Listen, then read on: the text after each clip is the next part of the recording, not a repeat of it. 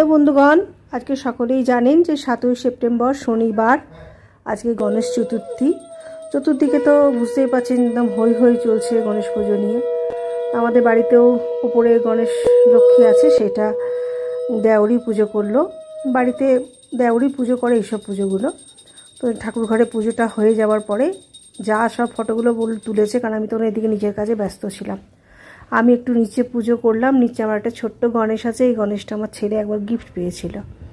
তো সেই গণেশকে আমি এখন ঠাকুরের আসনে পেতেছি এবং তাকে পুজো করলাম।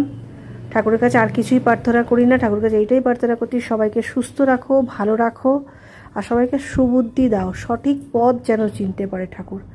আর বিশেষ আমার কিছু বলার নেই, এখানে ভিডিওটা রাখছি। সবার সঙ্গে থাকুন, পাশে থাকুন। জয় গণেশ।